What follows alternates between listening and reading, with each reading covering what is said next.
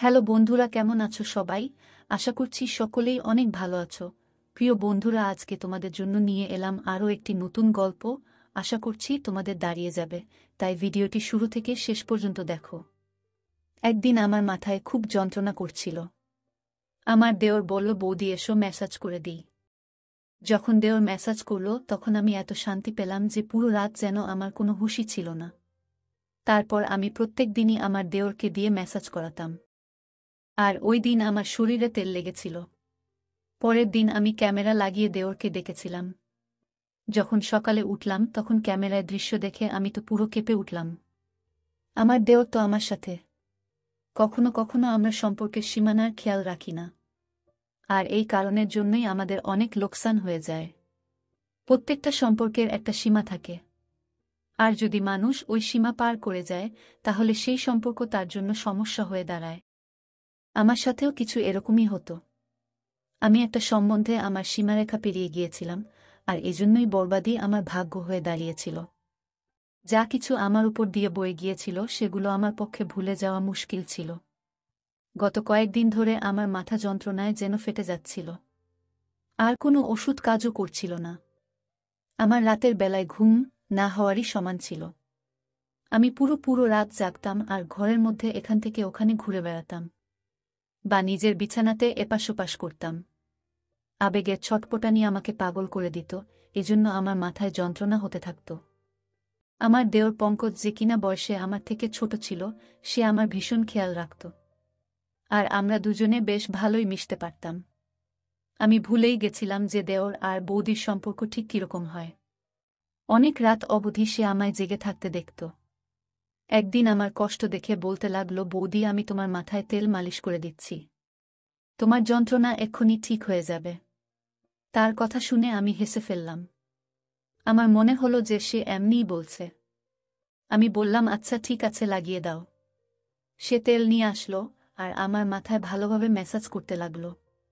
তার সাথে সে তার পুরো দিনের গল্প আমাকে শোনাতে লাগল। তার আঙ্গুলের দ্রুত ম্যাসাজ আমায় ভীষণ শান্তি দিচ্ছিল। আমার রোজ রাতে চা খাবার অভ্যাস ছিল। পঙ্কজ আমার জন্য চাও নিয়ে আসলো নিজের সাথে করে। মালিশ করার পর আমি পঙ্কজের সাথে চা খেলাম আর শুয়ে পড়লাম। আমার এমন ঘুম আসলো যে আমি একেবারে সকালবেলা উঠলাম। সত্যিকারের পঙ্কজের ম্যাসাজ এ তো যেন জাদু ছিল। আমি অনেক বেশি শান্তি অনুভব করছিলাম। অনেকদিন পরে আমার এরকম গভীর ঘুম আসলো। সকালবেলা উঠে যখন আমি স্নান করতে বাথরুমে গেলাম, আমি তখন ভীষণ অবাক হলাম যে আমার পুরো গায়ে কোথাও কোথাও তেল লাগানো। বোধহয় আমি ঘুমের ঘোরে নিজেই মাথার তেল এদিকে ওদিকে লাগিয়ে দিয়েছি। ঘুম পুরো হওয়ার কারণে আমার মাথার যন্ত্রণা চলে গিয়েছিল। এরপর আমি দিনভর কাজ করতে লাগলাম। আমার বিয়ের 1 বছর কেটে গেছে। আর এই 1 বছর আমি ভীষণ ভালোভাবে কাটিয়েছি। যখন আমি এই বাড়িতে বউ হয়ে আসলাম তখন আমার দেওর পঙ্কজের মাত্র 6 বছর বয়স ছিল। পঙ্কজের মধ্যে অনেক বেশি বাচ্চামো ছিল। আর সে একদম আমার ছোট ভাইয়ের মতোই লাগত। আমার বর আমায় বলেছিল যে তার বাবা খুব তাড়াতাড়ি পৃথিবী থেকে চলে গেছে, যার জন্য পঙ্কজ তার বাবার ভালোবাসা পায়নি। তার মাও পঙ্কজের উপর আর ঘরের উপর অনেক কম ধ্যান দিতেন, আর আমার বর আকরম এখানে তো থাকতই না। এজন্য আকরম আমাকে বলেছিল যে এখন সব থেকে বেশি আমি যেন পঙ্কজের খেয়াল রাখি। আমি তাকে কথা দিয়েছিলাম যে পঙ্কজকে একদম নিজের বাচ্চার মতো রাখব। আর আমি আমার কথা পুরো করেছিলাম। আমার বর আকরম অন্য শহরে চাকরি করত, আর সে মাসে 4 দিনের জন্য বাড়ি আসত।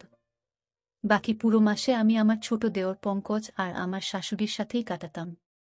পঙ্কজ এখন 7 বছরের ছেলে, যে কিনা যুবক হয়ে গেছে। সে আমার থেকে বয়সে মাত্র 4 বছরই ছোট ছিল। সে কলেজ থেকে আসার পর ও বৌদি বৌদি করে আমার আগে পিছনে ঘুরত। আকরামের এখানে না থাকার কারণে আমার বড় ছোট সব কাজ পঙ্কজেরই দায়িত্বে ছিল। পঙ্কজ কলেজ থেকে আসার পর আমার কাজ করে দিত, আর তারপর আমারই সাথে সময় কাটাত। পঙ্কজের সাথে থাকতে থাকতে আমি একটা ব্যাপার অনুভব করেছিলাম, যে সে আকরামকে পছন্দ করত না। এমনকি তার কথা উঠলেও সে সেখানে চুপ করে যেত অথবা কথা বদলে দিত। আমি তার থেকে জানতে চাইতাম যে আকরমের থেকে তার কিসের সমস্যা, কিন্তু আমি কখনো এই প্রশ্নটা করতেই পারিনি। আকরামের মা পুরো দিন পাড়ায় ঘুরে বেড়াতেন, আর সন্ধ্যা হতেই বাড়ি এসে তাড়াতাড়ি শুয়ে পড়তেন। পরের দিন সকালবেলা আবার পাড়ায় বেরিয়ে যেতেন। এজন্য আমার তার দিক থেকে কোনো সমস্যাই ছিল না। জীবন খুব ভালোভাবেই কাটছিল। কিন্তু আকরামকে ছাড়া আমি পুরো রাত ঘুমোতেই পারতাম না, আর পুরো রাত আমি এপাশ ওপাশ করে কাটিয়ে দিতাম। কখনো কখনো মন চাইত যে আমি নিজেই আকরামের কাছে চলে যাই। কিন্তু এখন এমনটা সম্ভব নয়, এজন্য আমার মাথায় মাঝেমধ্যেই ব্যথা ব্যথা হতো। পঙ্কজ জানত যে আমার মাথায় ব্যথা। এজন্য প্রথমে তো সে আমার জন্য ওষুধ নিয়ে আসত। কিন্তু একদিন হঠাৎ সে বলল যে, আপনি কতদিন আর ওষুধ খাবেন মাথা যন্ত্রণা? এর থেকে তো ভালো যে আমি আপনার মাথার ম্যাসাজ করে দিই। আপনি অনেক শান্তি পাবেন। আমি পঙ্কজকে বললাম, ম্যাসাজ করার বদলে কিছুদিনের জন্য আমাকে নিজের দাদার কাছে পাঠিয়ে দাও। আমি নিজেই ঠিক হয়ে যাব। আমার কথা শুনে পঙ্কজ বলতে লাগল, যদি আপনি চলে যান তো আমার কি হবে? আমি তো আপনাকে ছাড়া থাকতেই পারি না। তার কথা শুনে আমি জোরে জোরে হাসতে লাগলাম। সে আমার সাথে এভাবেই কথা বলত। সত্যিই পঙ্কজের সাথে থেকে আমার একটা অভ্যাস হয়ে গিয়েছিল তার। আমরা দুজনে মাঝে মধ্যেই ঘুরতে বাইরে চলে যেতাম। সে রাতের বেলা আমার জন্য আইসক্রিম নিয়ে আসত। আর আমরা দুজন মিলে রাতভর একসাথে সিনেমা দেখতাম। আমি পঙ্কজের সাথে কেনাকাটা করতে যেতাম। তখন সে আমাকে অনেক মডার্ন আর ফ্যাশনেবল জামা কাপড় কিনতে বাধ্য করত। ঘরের মধ্যে তো সে আমাকে ওড়না গায়ে দিতেও দিত না। আমি যখনই ওড়না নিয়ে কাজ করতাম তখন সে আমার গায়ের ওড়না টেনে একদিকে ফেলে দিত। সে বলতো, আপনি এটা এত গরমের মধ্যে কি করে পরে কাজ করেন? সে প্রত্যেকটা কথায় আমার অনেক বেশি চিন্তা করত। সে হালকা রঙের জামা কাপড় পরতে বেশি পছন্দ করত। এই জন্য আমি যখনই তার সাথে বাজারে যেতাম তখনই সে আমার জন্য হালকা রঙের কাপড় পছন্দ করত আর কেনাত। আর তার সেলাইও ভীষণ ফ্যাশনেবল ভাবে করিয়ে আনত। আমার জামা কাপড়ের ব্যাপারে তার অনেক রুচি ছিল। আমি প্রায়ই তাকে বলতাম যে তার বউতো যে তার বর তাকে পছন্দমতো জামা কাপড়ের ডিজাইন বানিয়ে দেবে। আমার কথা শুনে সে বলত যে, আপাতত আপনি ভীষণ সৌভাগ্যবতী যে আমি আপনার জন্য এত মেহনত করি। আর সত্যিই আমি অনেক সৌভাগ্যবতী ছিলাম। কেননা আমাকে সে কখনো কোনো কাজের জন্য না বলত না। সে আমার অনেক জামা কাপড়েই ডিপ করে ডিজাইন দেওয়া গলা বানাত, বড় বড় পিঠের ডিজাইনও বানাত, যেগুলো মাঝে মধ্যেই আমার কোমর পর্যন্ত চলে যেত। আর কামিজ এতটাই টাইট ফিটিং হতো যে কখনো কখনো তো নিঃশ্বাস নিতেও আমার কষ্ট হতো। কিন্তু পঙ্কজ এরকম জামাকাপড় ভীষণ পছন্দ করত। আমি ওকে আমার বাচ্চার মতো করে রাখতাম। এই জন্য কখনোই তার পছন্দের জামা কাপড় পরার জন্য আমি না করতাম না। হালকা গোলাপি রঙের জামাকাপড় পরে আমি একদিন রান্নাঘরে কাজ করছিলাম। অনেক বেশি গরম ছিল সেদিন, আর আমার পুরো শরীর ঘামে ভিজে যাচ্ছিল, যার জন্য আমার জামা কাপড়ে যেন আমাকে পুরোপুরি দেখা যাচ্ছিল। আর আমি ওড়না ছাড়া তাড়াতাড়ি খাবার তৈরিতেই মগ্ন ছিলাম। তাই হঠাৎই যখন সে পেছন দিক থেকে চলে আসলো আর আমাকে দেখে বলতে লাগলো, আজকে তো আপনি ভীষণ হট লাগছেন। ওর এই কথায় আমি লজ্জা পেয়ে গেলাম আর তাড়াতাড়ি আমার ওড়না খুঁজতে লাগলাম। তখনই সে বলতে লাগলো যে, আমি তো মজা করছিলাম বৌদি, আপনি আরাম করে নিজের কাজ করুন। আর সে রান্নাঘর থেকে চলে গেল। আকরাম যখন আমার সাথে দেখা করতে আসতো তখন ওই কদিন পঙ্কজ আমার সাথে অনেক কম কথা বলতো। আর পুরো দিন সে পড়ার মধ্যেই মন দিত। আকরাম ভীষণ খুশি হতো যে পঙ্কজ অনেক মেহনত করে পড়া করছে। আর আমিও ওই দিনগুলো আকরামের সাথে এতটা মজে থাকতাম যে পঙ্কজের বদলে যাওয়া আমার চোখেই পড়ত না। আকরাম শুধুমাত্র 4 দিন আমার সাথে কাটিয়ে তারপর চলে যেত, আর তারপর পঙ্কজ আবার আমার সাথে আগের মতোই ব্যবহার করত। সে আমার ব্যাপারে অনেক জেদি ছিল। সে চাইত সে আমাকে যা খুশি বলুক। ওর এক বন্ধুর ভাইয়ের বিয়ে ছিল, সে আমার পেছনেই লেগেছিল যে আমি যেন ওর সাথে যাই। প্রথমে তো আমি না বলে দিলাম, কিন্তু যখন দেখলাম যে সে দুঃখী হয়ে আছে তখন আমি সঙ্গে সঙ্গে হ্যাঁ বলে দিলাম। কিন্তু আমি এটাই ভাবছিলাম, সে তার বন্ধুর ভাইয়ের বিয়েতে আমি গিয়ে কি করব। কিন্তু ওখানে গিয়ে আমি ভীষণ অবাক হলাম। ওর সমস্ত বন্ধুরা আমাকে ভীষণ ভালোভাবেই জানত, আর এমনভাবে আমার সাথে কথা বলছিল যেন আমরা অনেকবার দেখা করেছি। ওরা বলল, সব সময় পঙ্কজ আপনার কথাই বলতে থাকে, আর সে আপনার ভীষণ প্রশংসা করে। তারা সবাই আমার সাথে আবার দেখা করার জন্য জেদ করতে লাগল, ইচ্ছা প্রকাশ করতে লাগল। ফেরার সময় আমি পঙ্কজকে বললাম যে, তুমি তোমার বন্ধুদের আমার ব্যাপারে কি কথা বলেছ যে সবাই আমাকে এত ভালোভাবে চিনেছে? পঙ্কজ বলতে লাগল যে আপনিই তো আমার সবকিছু, আমি তো সবসময় আপনার কথাই বলতে থাকি। ওই সময় পঙ্কজের কথার মানে আমি বুঝতে পারিনি। কিন্তু যেদিন আমি তার ওই কথার মানে বুঝতে পারি, আমার পায়ের তলা থেকে মাটি সরে গিয়েছিল। পঙ্কজ রোজ রাতে আমার মেসাজ করত, আর আমি আরাম করে ঘুমিয়ে যেতাম, কিন্তু যখন আমি আমার গায়ে পরের দিন জায়গায় জায়গায় তেলের দাগ দেখতাম, অবাক হয়ে যেতাম। আর এই জন্যই একদিন আমি ঘরের মধ্যে ক্যামেরা লাগালাম আর পঙ্কজকে দিয়ে মাসাজ করাতে লাগলাম। ম্যাসাজ করানোর কিছুক্ষণের মধ্যেই আমি প্রত্যেকবারের মতো ঘুমিয়ে পড়লাম, আর সকালবেলা উঠে যখন ক্যামেরার রেকর্ডিং দেখলাম তো আমার নিঃশ্বাস প্রশ্বাস যেন বন্ধ হয়ে যাচ্ছিল। আমি ভাবতেও পারিনি যে পঙ্কজ আমার সাথে এরকম করতে পারে। আমি তো পঙ্কজকে অনেক বেশি ভরসা করেছিলাম, আর তাকে আমি নিজের ছোট ভাই ভাবতাম। কিন্তু সে তো দেওর বৌদির সম্পর্কের সম্মান রক্ষা করতে পারল না। ভিডিওতে পঙ্কজ আমার ভালোভাবে ম্যাসাজ করছিল, তারপর সে আমার জন্য চা বানিয়ে আনল, আর চা খাওয়ার পর পঙ্কজ ঘর থেকে বেরিয়ে গিয়েছিল। আর আমি ঘুমানোর জন্য শুয়ে পড়েছিলাম। কিছুক্ষণ পরে আমার এত গভীর ঘুম এসে গেল, তখন পঙ্কজ দ্বিতীয়বার দরজা খুলে ঘরে আসলো।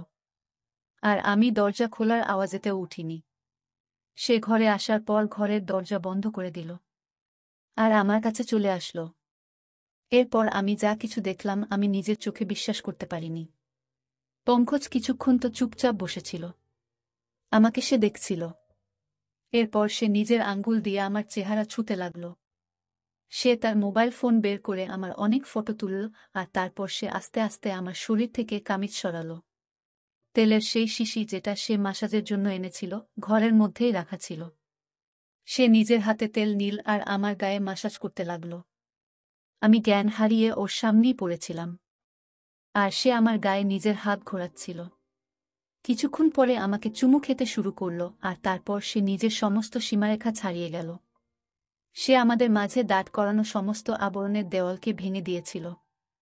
সে আবেগ সামলাতে না পেরে এতটাই এগিয়ে গেল যে কয়েক ঘন্টা পর্যন্ত সে আমার সাথে ছিল। আমি তার সামনে জ্ঞানহীন অবস্থায় ছিলাম, আর সে পুরোপুরি জোশপূর্ণ ছিল। বেশ কয়েক ঘন্টা আমার সাথে কাটানোর পর ও যেভাবে এসেছিল সেভাবেই ফেরত চলে গেল। সে আমার ইজ্জত খুব বাজেভাবে নষ্ট করে গেল, আর এটা দেখে আমার হৃদয় পর্যন্ত কেঁপে উঠল। আমি তো তাকে নিজের ভাই ভাবতাম, এজন্য তার সাথে এত ভালোভাবে মেলামেশা করতাম। কিন্তু আমি কখনো জানতেই পারিনি যে ওর চরিত্রই খারাপ ছিল। আমি আমার ঘরে বন্ধ ছিলাম, যখন সে কলেজ থেকে আসলো সে সোজা আমার ঘরে চলে আসলো। একদম আমার কাছে বসে বলতে লাগলো, বৌদি কি হয়েছে, তোমার শরীর ঠিক নেই? আমি গভীরভাবে তার দিকে তাকালাম, আর ক্যামেরার রেকর্ডিং তার দিকে বাড়ালাম। সেটা দেখে সে কিছুক্ষণের জন্য তো চুপ করে গেল। এরপরে সে যা বলল সেটা শুনে পুরো আমার গায়ের শিহরণ জেগে গেল। সে হঠাৎ করেই নিজের ভালোবাসার কথা আমাকে বলতে লাগল। সে বলতে লাগল চিরদিনই ভালোবাসার জন্য অভাব বোধ করত সে। যখন আমি তার দিকে ধ্যান দেওয়া শুরু করলাম তখন তার ভালো লাগতে লাগল। সে বুঝতে পারল যে তার জীবনের কেউ এমন আছে যে তাকে ভালোবাসে। ও বলছিল যে এবার ও আর আমার থেকে দূরে যেতে পারে না, আর এই জন্যই তার নজরে তার বড় দাদার অস্তিত্ব খটকাতে লেগেছিল। যখনই আকরাম আসত সে নিজেকে ঘরের মধ্যে বন্ধ করে দিত, কেননা আমাদের দুজনকে সে একসাথে দেখতে চাইত না। আকরামকে তো সে এভাবেই প্রথম থেকেই ঘৃণা করত, কেননা আকরামের বাবা আকরামকে অনেক ভালোবাসত, আর মরার আগে উনি এই ঘরটাও আকরামের নামে লিখে দিয়েছেন। আমার আর আকরামের সঙ্গ তার হৃদয়ে কাটার মতো বিঁধত। তাই যখনই আমার জন্য সে কেনাকাটা করত সে ইচ্ছে করেই আমার জন্য এই ধরনের জামা কাপড় কেনাত যাতে আমাকে সে পরিষ্কারভাবে দেখতে পারে। সে হালকা রং পছন্দ করত না, বরং হালকা রঙের মধ্যে দিয়ে উকি দেওয়া আমার দেহাকর্ষণ তাকে আকৃষ্ট করত। সে বলত যে সে সৌন্দর্যে আহত হয়েছে, সে শুধু আমাকে পেতে চাইত। সে নিজের আবেগকে কাবুতে রাখতে পারছিল না যখন সে আমাকে রাতভর জাগতে দেখত। এই কথাটা তাকে ভীষণ অস্বস্তিতে ফেলত যে আমি তার দাদার কথা ভেবে জেগে আছি। ওর ইচ্ছা ছিল আমি যেন তার জন্য জেগে থাকি আর জীবনভর যেন তার সাথে থাকি। সে নিজের দাদার থেকে আমাকে আলাদা করতে চেয়েছিল আর নিজের কাছে আনতে চাইত। এই জন্য সে আমার ম্যাসাজ শুরু করে যাতে আমি শান্তি পাই। আর সে আমার চায়ে ঘুমের ওষুধ মিশিয়ে আনত। আর যখন তার বিশ্বাস হতো যে আমি গভীরভাবে ঘুমিয়ে গিয়েছি তখনই সে আমার ঘরে চলে আসত আর নিজের পিপাসা মিটিয়ে চলে যেত। সে নিজের বন্ধুদেরও ওই কথাটা বলেছিল যে সে আমাকে ভালোবাসে। আর ওর বন্ধুরাই ওকে এই ধরনের পরামর্শ দেয়। পঙ্কজ আর তার বন্ধুরা বয়ঃসন্ধির দরজায় উপস্থিত ছিল। এই জন্য তারা ঠিক আর ভুল কি সেটা বুঝতে পারত না। আমার ইজ্জত নিয়ে বসেছিল সে। পঙ্কজের কথা শুনে তো আমার চোখ দিয়ে জল বেরিয়ে আসলো। সে এই সমস্ত করে ফেলেছিল, আর আমি ছিলাম তার দাদার বউ। আর সে আমার বিছানা পর্যন্ত এসে গেছিল। আমি লজ্জায় জল হয়ে যাচ্ছিলাম। আমি ঘৃণায় পঙ্কজের দিকে তাকালাম।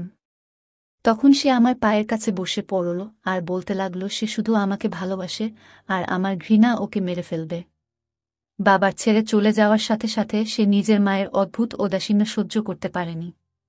সে বলতে লাগল তার মাও কখনো তার আবেগ আর তার ইচ্ছের খেয়াল রাখত না। তার বদলে তার মা গোটা পাড়ায় ঘুরে বেড়াত, আর তাই সে পুরোপুরি একাকিত্বের শিকার হয়েছিল। যখন আমি এই বাড়িতে আসলাম তখন তার একাকিত্ব দূর হল, সে নিজে নিজেই আমার সাথে মিলেমিশে গিয়েছিল। আমি পঙ্কজকে ধাক্কা দিয়ে আমার পায়ের কাছ থেকে সরিয়ে দিলাম। আমি তার মুখও দেখতে চাইছিলাম না। সে আমার সাথে যা করেছে আমি তাকে কখনোই ক্ষমা করতে পারতাম না। আমি জানতাম এতে পুরো ভুল পঙ্কজের ছিল না। সে সত্যিই সম্পর্কের জন্য মরে যাচ্ছিল, আর আমাকে পেয়ে সে সীমানা ভুলে গিয়েছিল। আর আমিও তাকে কখনো ঠিক আর ভুল কোনটা তা বলিনি। সে যখনই আমার জন্য জামা কাপড় সেলাই করাতো তখন আমি সেটা ওর পছন্দ ভেবে মেনে নিতাম। আমি ওড়না ছাড়াই তার সামনে ঘরে ঘুরে বেড়াতাম। আমি তাকে নিজের ছোট ভাই অবশ্যই ভাবতাম, কিন্তু বাস্তবে সে তো আমার ছোট ভাই ছিল না। তার আর আমার সম্পর্ক ছিল দেওর বৌদির। আর আমি এই ব্যাপারটাই খেয়াল করিনি। আজকালকার দিনে যেখানে 1-3 বছরের বাচ্চাও পুরো সব কথাই জানতে পারে, আমি কি করে ভেবে নিলাম যে আমার 7 বছরের দেওর একটা ছোট বাচ্চা হবে। আমি তাকে বললাম এটাই ভালো হবে যে তুমি আমার থেকে দূরত্ব বজায় রাখো, আর আমাকে নিজের চেহারাও দেখাবে না। আমার পক্ষে এবার তার সাথে একই ছাদের নিচে থাকা মুশকিল হয়ে গিয়েছিল। সে বলতে লাগল যে এই কথাটা যেন তার দাদাকে আমি না বলি। আমার মধ্যে তো নিজে থেকেই এতটা ক্ষমতা ছিল না যে আমি আকরামকে এত বড় সত্যিটা বলব। সে ভীষণ লজ্জিত ছিল, আর সে নিজের ঘরে চলে গেল। কিন্তু আমি নিজের নজরেই নেমে গিয়েছিলাম। আমি সঙ্গে সঙ্গে আকরামকে ফোন করলাম। তাকে বললাম আমি এবার তাকে ছাড়া থাকতে চাই না। হয় সে নিজে এখানে চলে আসুক, আর না হয় আমাকে তার কাছে ডেকে নিক। আমার কথা শুনে আকরাম প্রথমে তো অবাক হয়ে গেল যে আমার হঠাৎ করে কি হলো। কিন্তু যখন আমি বারবার বলতে লাগলাম তখন সে বলল সে তাড়াতাড়ি আমাকে তার কাছে ডেকে নেবে।